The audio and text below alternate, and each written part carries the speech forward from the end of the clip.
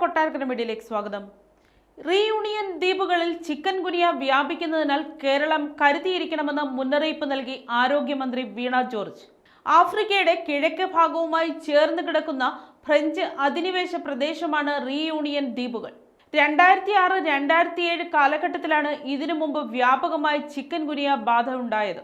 അന്ന് റീയൂണിയൻ ദ്വീപുകളിൽ തുടങ്ങി നമ്മുടെ നാട് ഉൾപ്പെടെ ഏഷ്യൻ രാജ്യങ്ങളിലേക്ക് രോഗം വ്യാപിക്കുകയായിരുന്നു. എണ്ണത്തിൽ അത്രത്തോളം ഇല്ലെങ്കിലും റീയൂണിയൻ ദ്വീപുകളിൽ ഇപ്പോൾ ചിക്കൻ ഗുനിയയുടെ വ്യാപനമുണ്ട്. 15,000-ഓളം ആളുകൾക്ക് രോഗബാധ സ്ഥിരീകരിക്കുകയും നവജാത ശിശുക്കൾ ഉൾപ്പെടെ ഒട്ടേറെ ആളുകൾ ആശുപത്രിയിൽ അഡ്മിറ്റ് ആവുകയും ചെയ്തിട്ടുണ്ട്. ഇതിനെ തുടർന്ന് ലോകാരോഗ്യ സംഘടന വിദഗ്ധരുടെ യോഗം വിളിച്ചു ചേർക്കുകയും സ്ഥിതിഗതികൾ വിലയിരുത്തുകയും ചെയ്തു. ഈ പശ്ചാത്തലത്തിലാണ് ആരോഗ്യവകുപ്പ് ജാഗ്രതാ നിർദ്ദേശം നൽകിയതെന്നും മന്ത്രി വ്യക്തമാക്കി.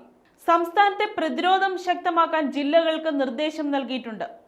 ആൽബോപിക്ടസ് കൊതുകുകളാണ് ചിക്കൻ ഗുനിയ പരത്തുന്നത്. അതിനാൽ കൊതുക് നശീകരണ പ്രവർത്തനങ്ങൾ ഊർജിതമാക്കുകയും വ്യക്തിഗത സുരക്ഷാ മുൻകരുതലുകൾ സ്വീകരിക്കുകയും ചെയ്യേണ്ടത് അത്യാവശ്യമാണ്. മുഖ്യമന്ത്രിയുടെ നേതൃത്വത്തിലും ആരോഗ്യവകുപ്പ് മന്ത്രിയുടെ നേതൃത്വത്തിലും മഴക്കാലപൂർവ്വ ശുചീകരണ യോഗങ്ങൾ ചേർന്നിരുന്നു. മഴക്കാലപൂർവ്വ ശുചീകരണം എല്ലാ തദ്ദേശ സ്ഥാപനങ്ങളും കൃത്യമായി ചെയ്യണമെന്നും മന്ത്രി അഭ്യർത്ഥിച്ചു.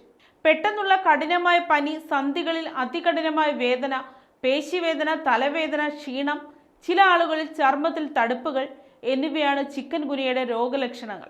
ഈ ലക്ഷണങ്ങൾ കണ്ടാൽ ഉടൻ തന്നെ അടുത്തുള്ള ആരോഗ്യ കേന്ദ്രത്തിൽ ചികിത്സ തേടേണ്ടതാണ്. സ്വയം ചികിത്സ ഒഴിവാക്കുക. നീണ്ടു നിൽക്കുന്ന പനിയാണെങ്കിൽ വിദഗ്ധ ചികിത്സ തേടേണ്ടതാണ്. മുൻപ് ചിക്കൻ ഗുനിയ വന്നിട്ടുള്ളവർക്ക് പ്രതിരോധ ശക്തി ഉണ്ടാകാനാണ് സാധ്യത.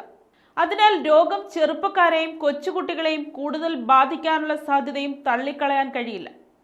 യൂണിയൻ ദ്വീപുകളിൽ നവജാത ശിശുക്കൾക്ക് ഉൾപ്പെടെ രോഗം ബാധിക്കപ്പെട്ടതിനാൽ ചെറിയ കുഞ്ഞുങ്ങളെ കൊതുകുവലയ്ക്കുള്ളിൽ തന്നെ കിടത്തേണ്ട കാര്യവും ശ്രദ്ധിക്കേണ്ടതാണ്.